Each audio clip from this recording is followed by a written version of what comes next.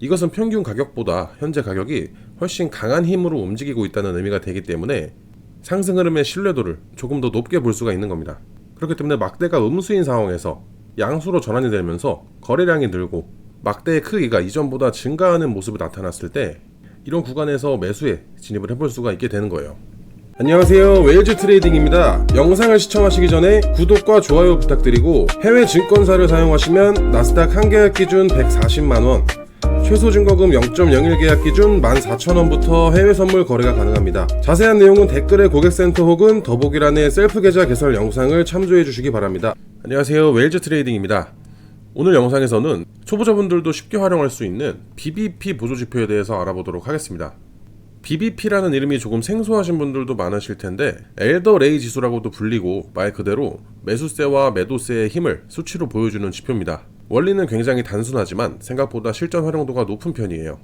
현재 시장이 강세인지 약세인지, 그리고 지금 자리가 매수와 매도 어느 쪽에 조금 더 유리한지 판단하는 데에 도움을 받을 수가 있습니다.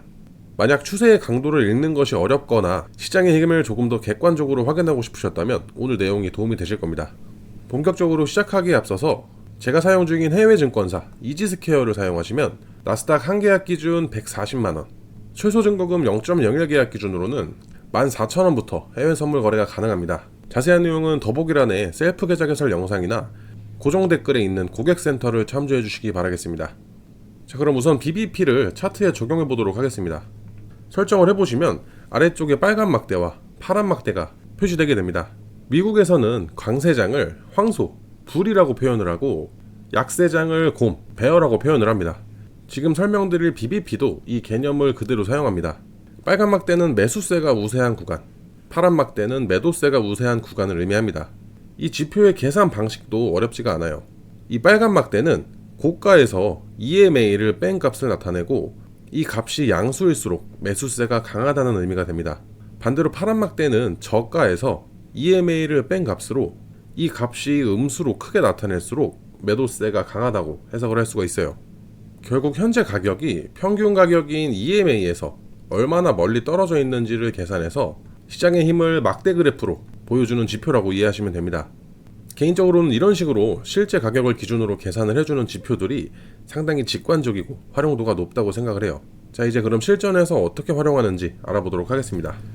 가장 많이 사용하는 방법은 MACD의 히스토그램처럼 활용하는 방식이에요. 히스토그램이 음수에서 양수로 전환이 되거나 양수에서 음수로 바뀌는 시점을 하나의 신호로 활용하는 것처럼 이 BBP도 같은 개념으로 접근할 수가 있습니다. 다만 여기서 중요한 것은 막대의 방향보다 힘의 크기예요. 예를 들어서 프리장처럼 거래량이 없는 구간에서는 BBP 막대도 이렇게 작게 움직이는 경우가 많습니다.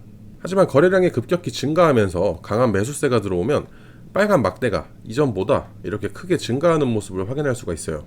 이것은 평균 가격보다 현재 가격이 훨씬 강한 힘으로 움직이고 있다는 의미가 되기 때문에 상승 흐름의 신뢰도를 조금 더 높게 볼 수가 있는 겁니다. 그렇기 때문에 막대가 음수인 상황에서 양수로 전환이 되면서 거래량이 늘고 막대의 크기가 이전보다 증가하는 모습이 나타났을 때 이런 구간에서 매수에 진입을 해볼 수가 있게 되는 거예요. 매도도 동일한 원리입니다. 파란 막대가 이렇게 크게 확장이 되면서 매도세가 강하게 유입되는 구간에서는 하락 추세의 힘이 강하다고 볼 수가 있습니다. 빨간 막대의 크기가 줄어들고 반대 색상으로 전환이 되면서 파란 막대의 크기가 커졌다면 기존 추세의 힘이 약해지고 있다는 신호로 이런 구간에서 익절을 하거나 반대로 스위칭을 해서 매도에 진입해 볼 수도 있는 거죠. 다만 한 가지 꼭 기억하셔야 될 점이, 이 BBP 지표는 어디까지나 시장의 강도를 확인하는 보조지표입니다. 이 지표 하나만으로 매매를 결정하기보다는 이동평균선이나 MACD, RSI 같은 다른 보조지표와 함께 같은 방향의 신호가 나왔을 때 활용하는 것이 훨씬 안정적인 승률이 나옵니다. 그래서 다음 영상에서는 이 BBP를 함께 사용하면서 MACD나 RSI를 결합을 해서 실제 진입 타점을 잡는 방법에 대해서도 한번 설명드려 보겠습니다. 많은 연습을 통해서 자신의 매매 기준으로 만들어 보시고 오늘도 성공적인 투자 이어가시기 바라겠습니다. 자, 오늘 영상은 여기까지입니다. 추가적으로 궁금한 내용은 댓글로 남겨주시고, 해외 증권사 계좌 개설이나 메타트레이더 관련 문의사항은 영상 하단 더보기란에 있는 고객센터로 문의를 주시면 됩니다. 직접 셀프로 계좌 개설을 원하시는 분들께서는 더보기란에 있는 셀프 계좌 개설 영상을 시청해주세요. 지금까지 웨일즈 트레이딩이었습니다.